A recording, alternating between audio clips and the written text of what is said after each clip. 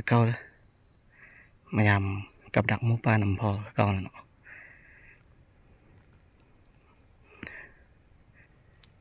ตอนนี้ขึ้นมาฮอตไก่ซีฮอตบอนกับดักเนาะขึ้นมาเสมออยู่แต่บอนกับดักนะถ้าเบิ่งสิม่านบ่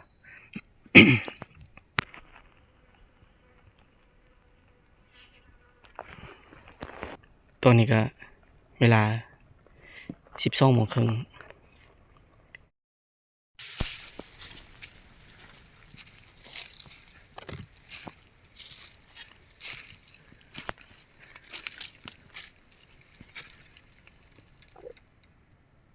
ตัวนี้ล่างอีกบ่ลัน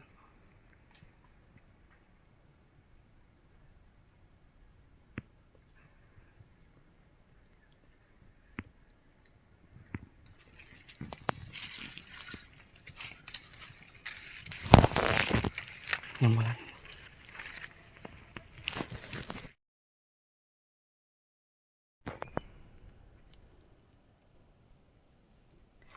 มายำฮอตล่างอีซี่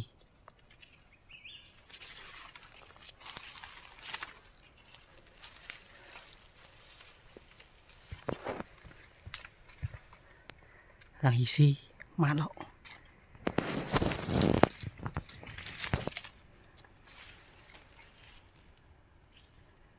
ตัวน้อยเนาะ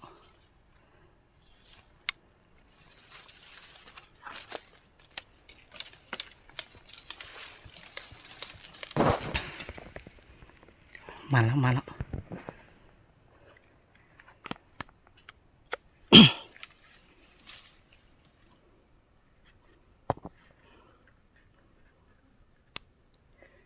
หมูหึงแหวตัวนึงประมาณ10 ปลายโลนี่แหละรุ่นเดียวกับตัวน้อยที่เขาเอาไปนั่นแหละ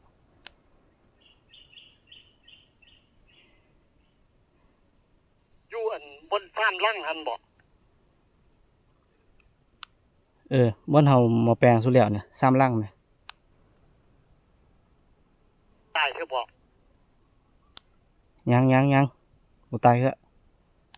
บ่เบิ่งดู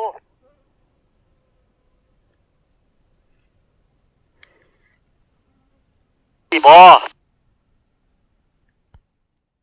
เลาะมาค่อยพี่ติบ่พยายามพุ่นกวนพยายามใช้ไอ้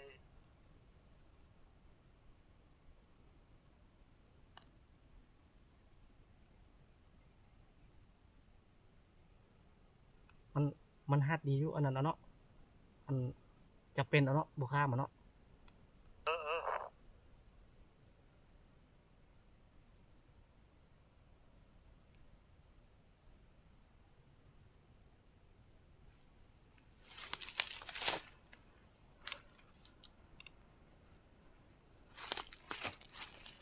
ไป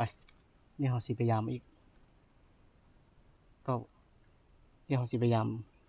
ตัวหน้าอีกตัวนี้ปากไว้นี่ก่อน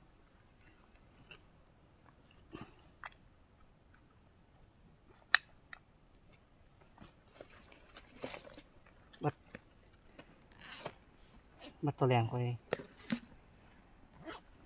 มาเอาไปลงไป5 ทับเลยเนาะ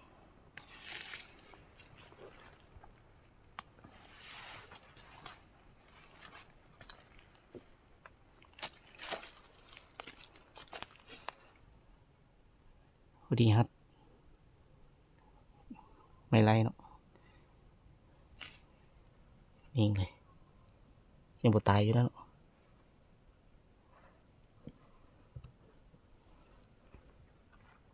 มันหัดกว่าอะไรแล้วมันดินบ่ได้ซื่อ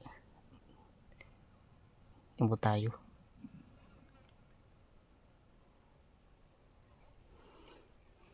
ตัวแรกคิดว่ามันลันเป้า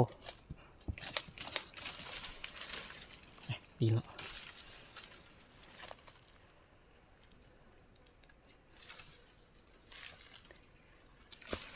ตัวนี้คันไปเบิ่ง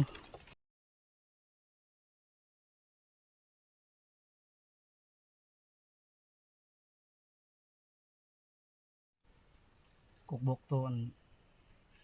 หมู่ตัวสุดท้ายมากับจูโรงลินท่านบ่มีแหวหรอติ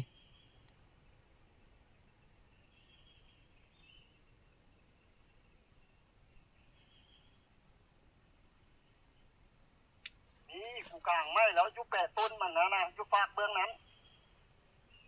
อยู่แปะอันต้นบุกหละหักอยู่ฝากเบื้องนั้นกูกลางอยู่ฝากเบื้องนั้นกูกลางบนไม้ว่าจะซะ บ่แม่นไอ้บันทึกอันเอาไปสุดรอบแล้วนี่วะ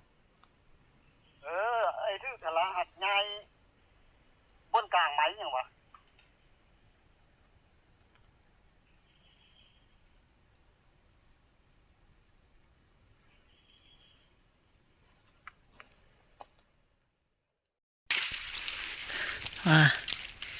แหวตัวนี้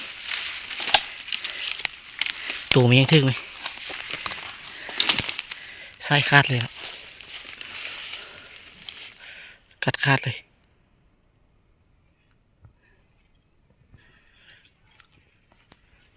มาจอกตัวยังไม่หูเลยขาดหอยเคี้ยวมันกัดตัวยังเนาะ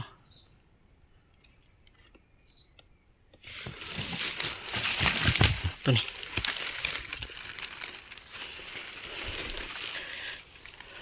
ขาดเลย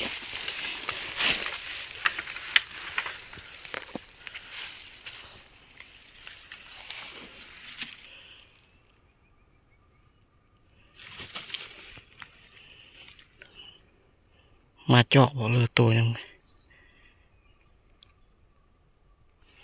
แต่ว่า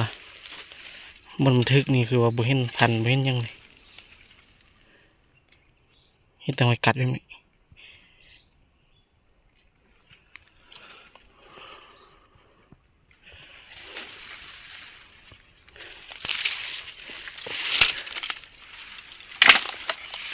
ไปยาวแล้วไหมอีก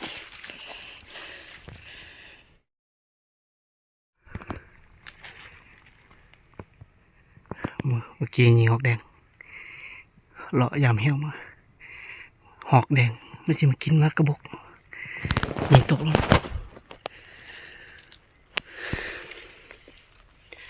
เดี๋ยวไปเอากัน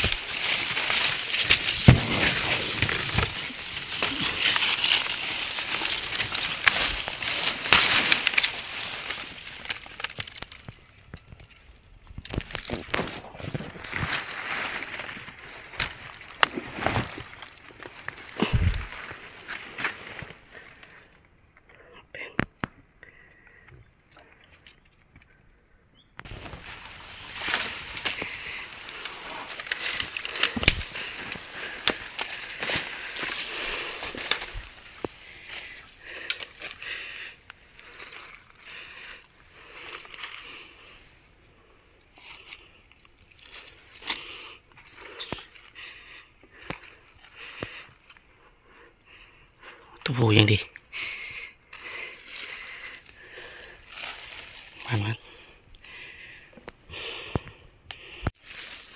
มันกินมักบก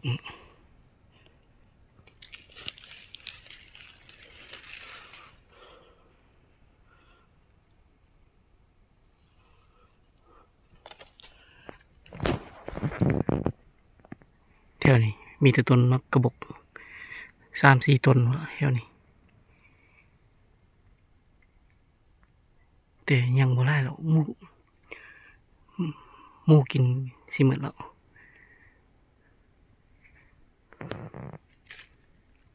กองต้นแปลนแบบนี้เนาะ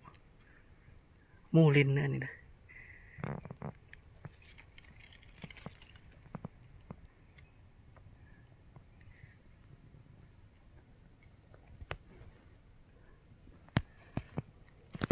ไปสอกยามเหี่ยวอีกเหี่ยวยามยังบวบอยู่